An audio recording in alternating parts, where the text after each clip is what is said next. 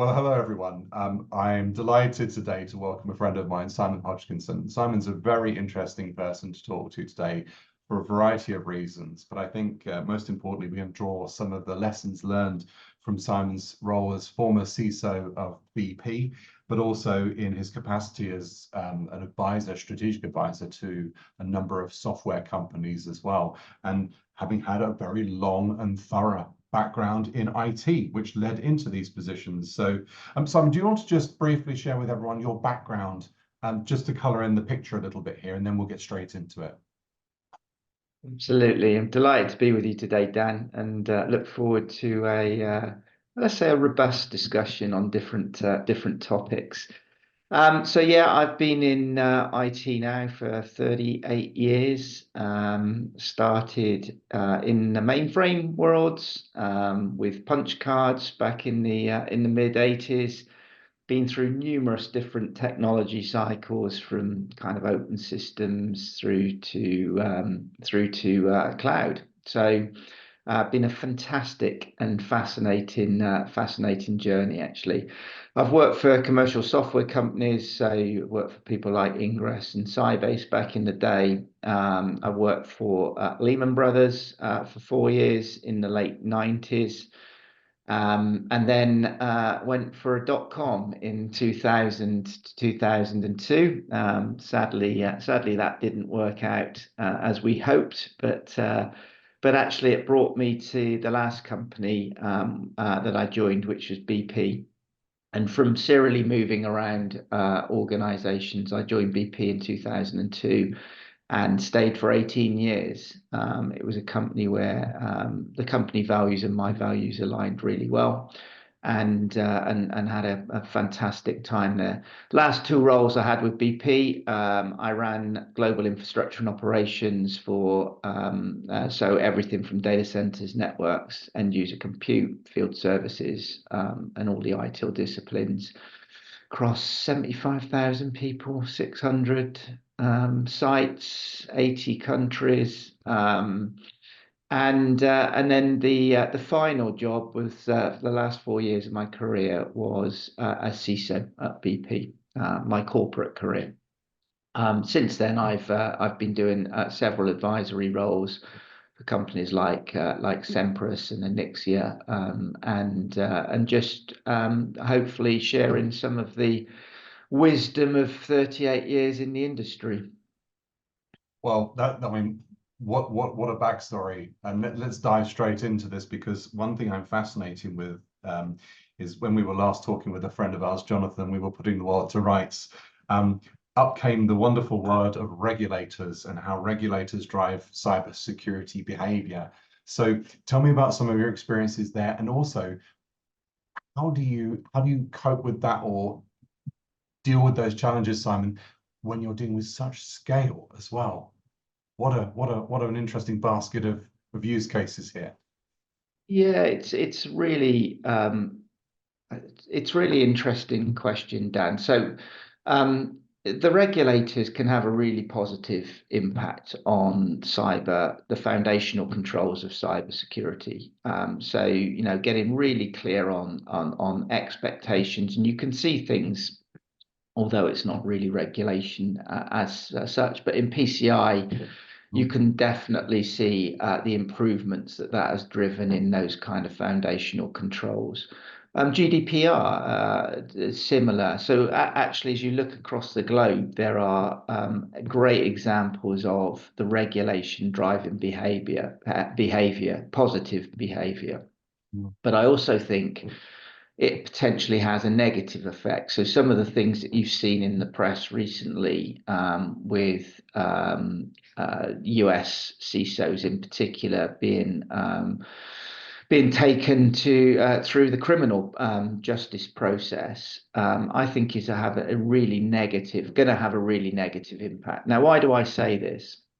I say this because what we should, as an industry, be driving is speak up culture.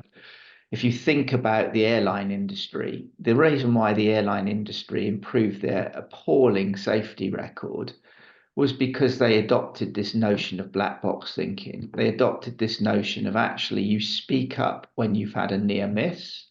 you speak up when you've had an incident, and you share those learnings, not within your own company, but you share those learnings across the industry so everybody can raise their bar and everybody can improve. And I think the problem with the regulation, when you're seeing the effects of the regulation in things like these US cases, is that it will drive the wrong behavior. It will drive people not to speak up. And personal examples where actually it creates a massive overhead in terms of if when you report things, there's a huge overhead that's potentially comes with those things. And the regulators, I think, can substantially improve that posture by recognizing that every company in the world will be compromised, bar none. At some point, whether they have been already or whether they will be in future, they will be compromised. Except that actually people are trying to do the very best they can with the constrained resources that they can. If you think about other aspects of a business, you run your own businesses, Dan. Every day of the week you're doing risk management. Every day of the week you're doing risk management.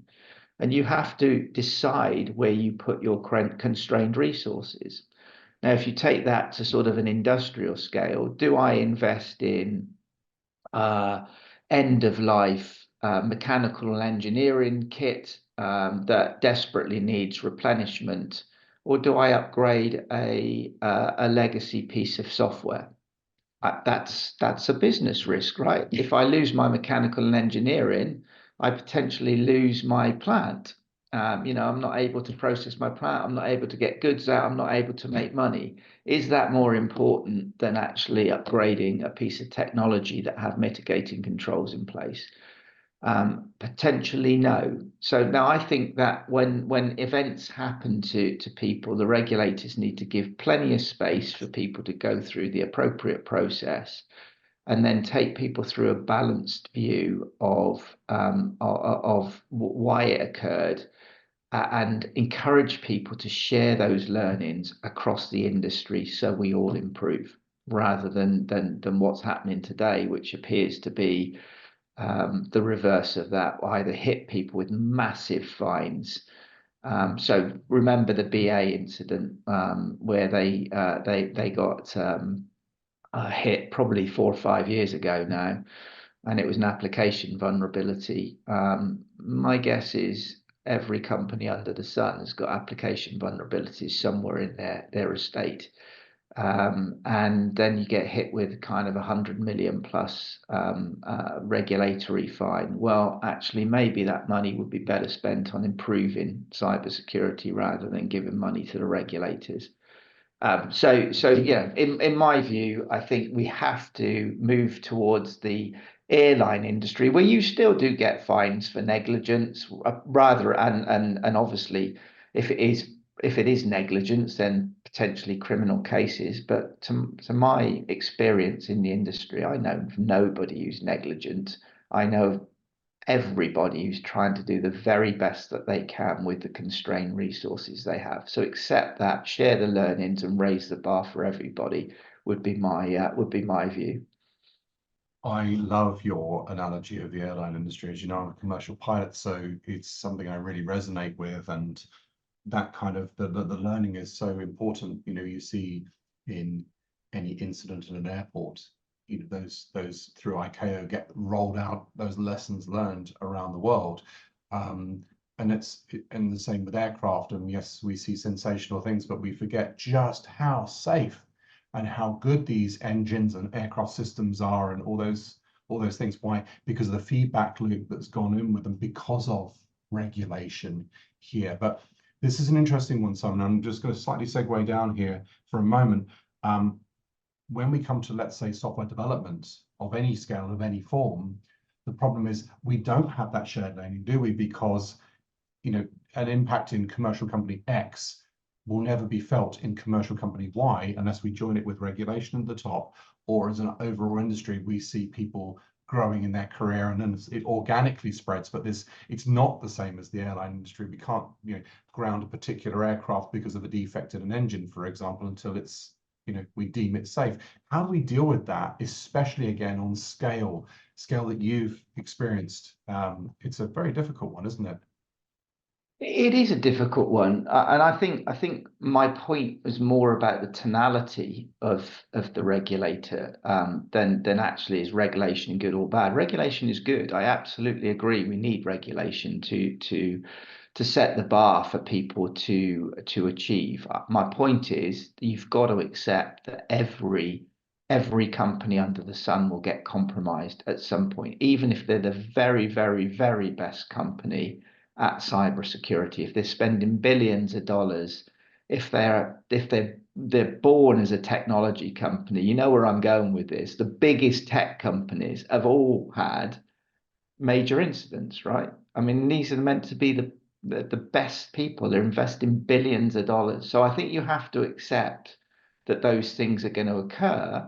You have to give people the benefit of not that they're not actually being negligent in any way, and actually let's get those learnings out.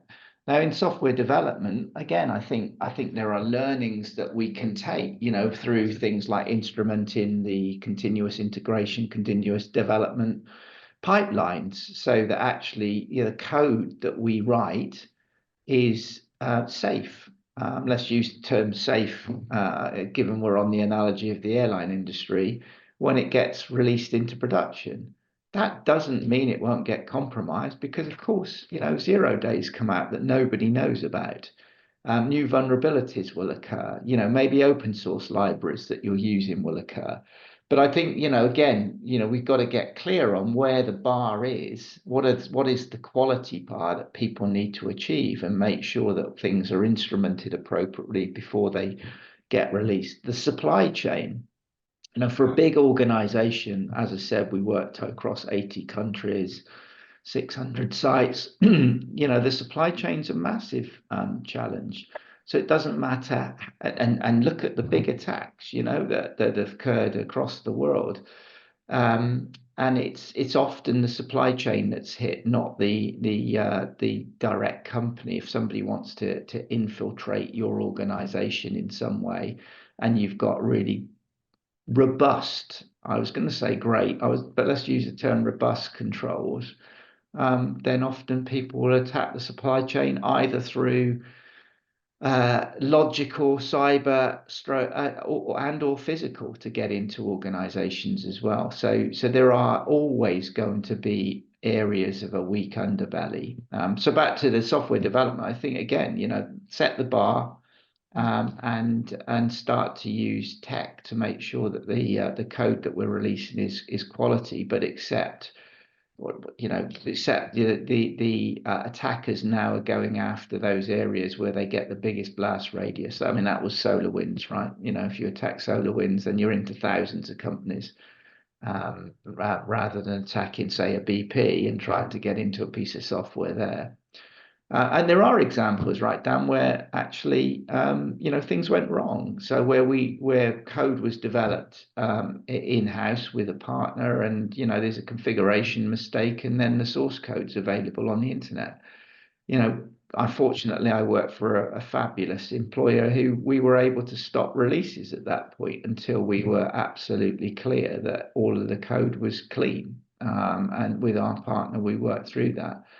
And so you just recognize there will be incidents, and then it comes to your incident response and actually doing the right grown-up thing to make sure that you don't release code into the environment that is going to be vulnerable.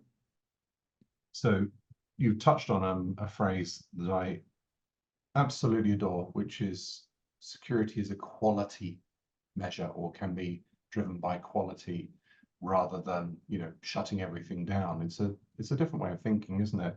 And one thing that we've seen a lot in the CISO forums of late have been around the supply chain, but where unfortunately that doesn't necessarily come out as quality, Simon, because a lot of people are now using compliance as a way of inferring quality within the supply chain. But then you start digging through audit and looking and going, is my supply chain secure? Have they implemented quality throughout this? And when you peel back that cover, you go, no, but it's compliant. This is very troubling. I'm not going to name the particular standard, but you know exactly what I'm referring to. How do we deal with this when compliance is supposed to, by its design, I suppose, give an indication of level of quality, but then we just see people, outsourcing the problem to other parts of other supply chains, and it becomes this unending mesh. What do we do about that? It's really difficult, and I also think you need to put yourself in the shoes of the supply chain as well, and the fact that they are getting bombarded with questionnaires, 150 questions, all of which actually really doesn't make sure the supply chain is robust. No. You know, that's not helpful, not helpful either. I personally as well, there are a number of products, as you know, that does things like internet footprinting and scoring companies and all of those. I think they had their day in the past where that did tend to highlight poor security culture Yep. rather than tick box compliance, and that as a vendor who was as a client who was engaging with the suppliers, was a useful tool to say, actually, if that's your internet security posture, I'm not going to do business with you, because that is a great proxy for your internal security posture. Whether it was or not, don't know, but it was more about the culture of the company. But of course, that led to people improving their internet posture, but doesn't necessarily mean that their internal security posture is any better. So I think you have to, as with any contracting, you have to write really clear commercial language to set the expectations with who you're going to engage with. I do think there are things now that you could potentially look to do. So with things like open source tools, one of the companies I work for, Active Directory, right, is at the root of 9 out of 10 attacks. So there is open source tools that, I was talking to somebody who works for a PE firm last week, and they use the open source tools to assess their portfolio companies. And that is a proper assessment. They ask them to run it internally in their environment and get the results back, and then they can get a really good indication of what their internal hygiene is like, as well as using these external posture tools as well. So I think there's a variety of things you can do. I'm with you. These 150 questionnaires and not really improving security at all. I brought this up when we interviewed a lawyer relatively recently on data privacy protection, residency, sovereignty, et cetera, and even when we work with, as you know, very big companies, and some of the things we get from their legal departments are very surprising. They treat us as essentially someone who is hosting all their client data, and the questionnaires are not designed for the purpose in mind, but that is the DPA and the process you have to go through. So quite extraordinary. And it's almost like the process is asking the wrong questions, and so many things you have to say. NA, this is not what we do, or blah blah blah blah blah. However, in the spirit of answering this question, these are some of the controls that you have in place, and that's fine. But it's almost like sometimes there's a lack of understanding, but the intent is right. Would you agree with that? So I agree, yeah, and I've seen public sector organisations, I won't mention who they are, where they send out things like, it's similar but not quite the same, but they send out self-attestation questionnaires to people that really don't understand what they're answering. You do, obviously, because you're from security, right? But if that goes to a third party where they don't have a qualified security person to answer the questions, what is going to be the quality of the response? But that's also, there's a bias in there, isn't there? Because you need to then weigh it with what is the intention of the person answering. Person answering wants to get through this so they can then deliver said contractual services. Um, Yeah. this came up last night, actually. It was absolutely fascinating. We were looking at a process internally, and when you look to IPO company, you've got to cast the eyes into the future and say, what would that look like, and what is the right thing to do? And sometimes, going through running um, a particular process may actually be a relatively conflict of interests, not for the organization, but for the people concerned. They shouldn't be running those. It should be someone else owning that function that can ask in a neutral, independent way on behalf of the company rather than on behalf of the person who's trying to deliver a project, for example. Yeah. Interesting how, it's not just the questionnaire, but it's who that questionnaire lands with. Yeah, that's absolutely true. What's the salesperson of an ERP company going to do? Shouldn't that be answered by their compliance function, who Mm. would answer it but then I see another broken element of that, which is the compliance function often answers in a way, let's say, with best intentions rather than actual practice. So they think they're doing the right thing and the results go back. Yeah, but also you've got to reflect on what drives the economies of the world. It's small to medium businesses. How many Mm. small to medium businesses have separate compliance functions, have separate security functions? They just can't afford them. And I think, I can't remember the statistics, but the vast majority of the US GDP and the US employment is driven by small to medium organizations that don't necessarily have the resources to have that kind of level of maturity and level of competence. And I don't mean competence disrespectfully, but that level of competence in their organizations to knowingly respond to those things in the right way. There's the word, it's that specialism and knowingly being the operative word, isn't it? which Yeah. is which that's a very valuable point. So let's then move on to another point, which is important. It came up in our conversation when we were having a cup of tea with Jonathan, and it was you mentioned something I thought was really interesting, which is chasing the impossible. Are we Yeah. in cyber here chasing the impossible? And that applies in your small company perspective, but also in your former role of 600 or sites. I mean, how has the genie escaped the bottle fully here, Simon? Are we chasing something that cannot be fixed? And if so, for someone who is responsible for the coordination of making it safe, how do you even begin to unpack that?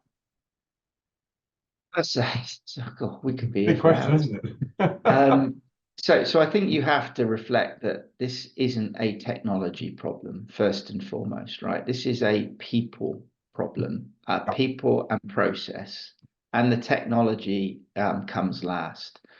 So I think, you have to address the culture, whatever organization you're in, big, small, global, or in country, you have to attack the culture first.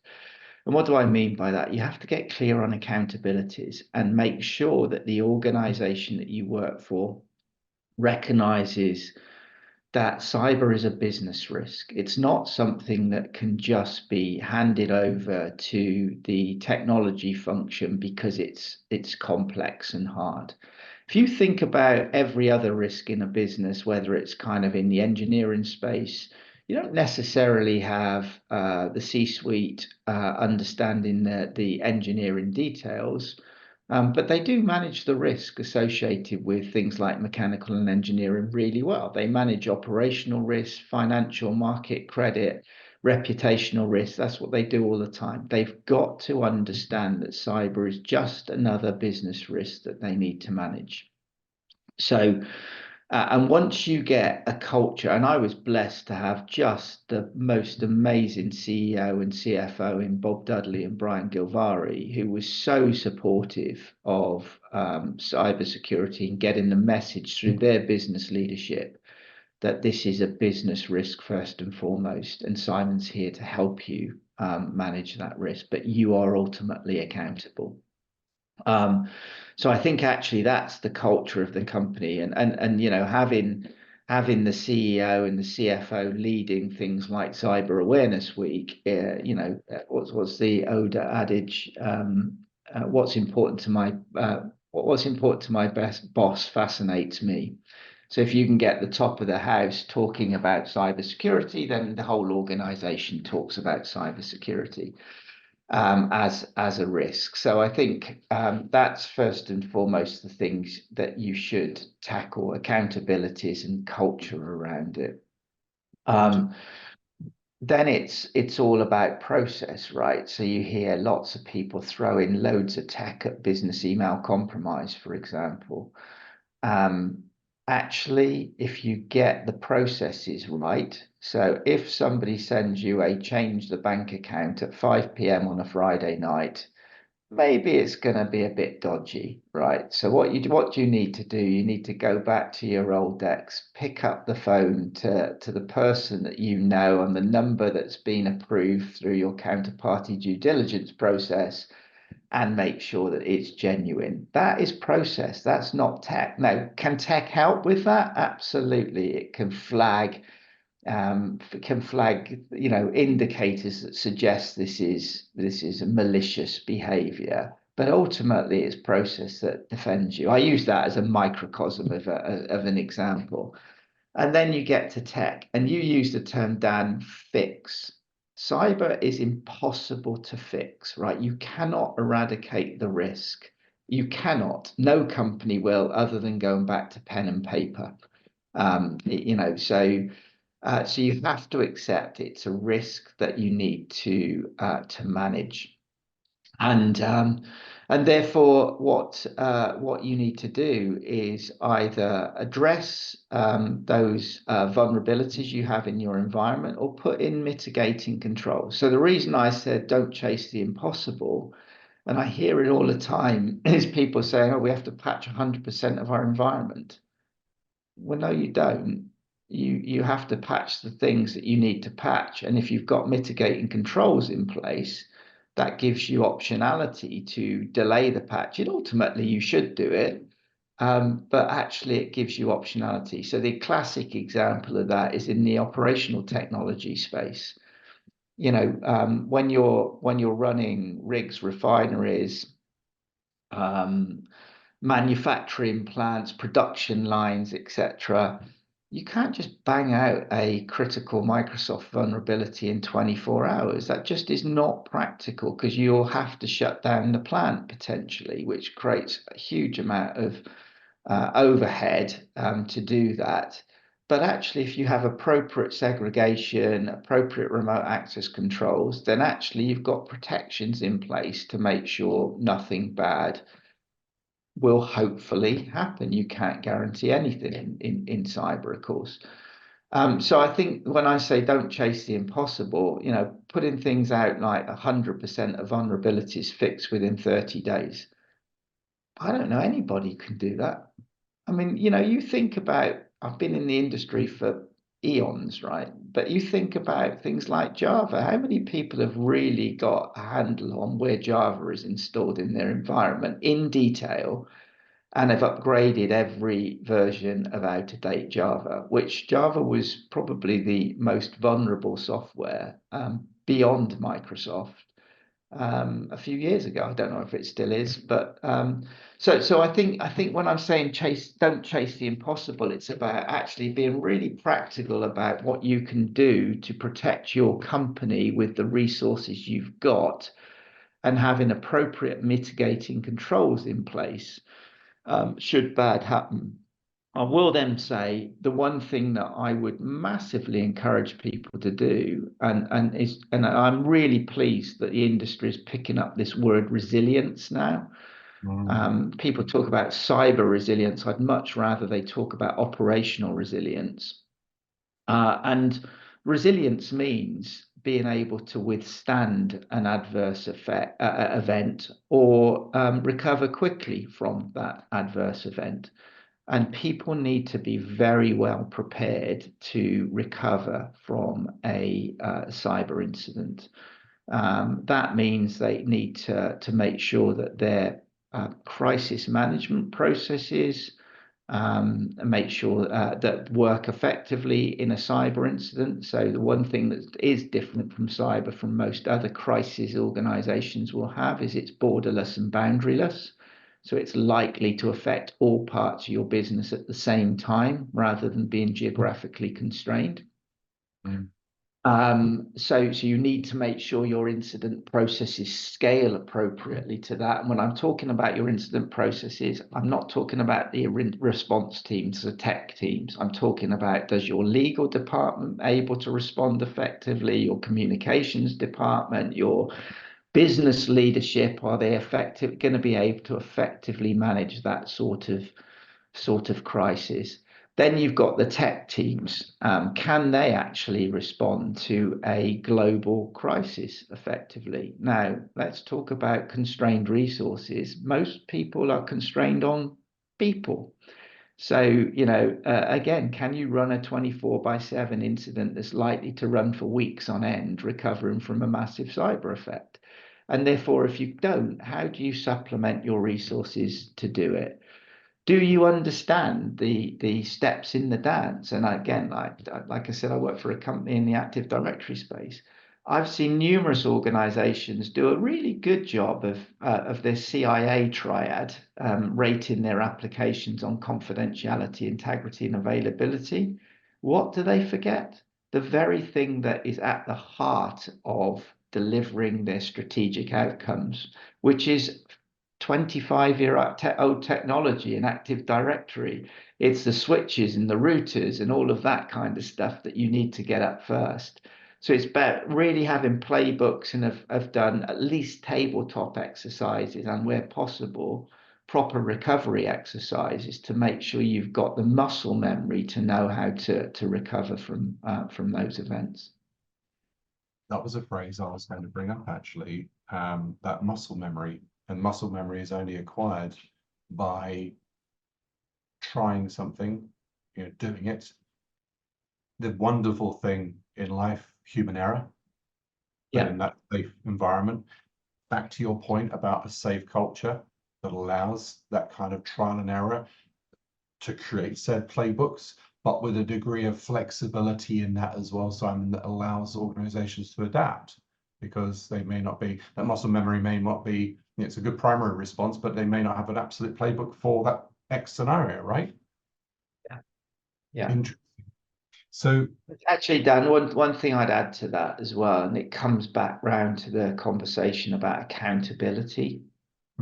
Um, one of the areas I think we as a community a cyber community, need to substantially up our game on is actually being able to articulate the risk to the business, not the technology risk. We should not be talking about malware strains or different threat actors, different scoring of vulnerabilities to the C-suite. We should be able to translate those things into business language. What is the potential impact, or what is the risk to the business, that allows a business then to normalize that risk against every other risk they have that they're actively managing within their business. That is the only way that then they can make a sensible decision on where to spend their constrained resources. Back to the example, do I spend it on mechanical and engineering plant that is end of life, or a Windows 2000 and server that's end of life, or what have you? They need to be able to understand the business risk to make a sensible decision where to put their appropriate amount of resources. And all too often in the security community, we've been running around with our hair on fire, saying the sky's falling in, and that's not helpful. That's not helping a business make those really difficult decisions. And we shouldn't judge either. At the end of the day, if you are if you are running out of money as a business and you need to invest in increasing your production line to survive versus investing it in cybersecurity, well, if you're a business leader, where are you going to spend your constrained resources? You're going to try and keep your business running, right?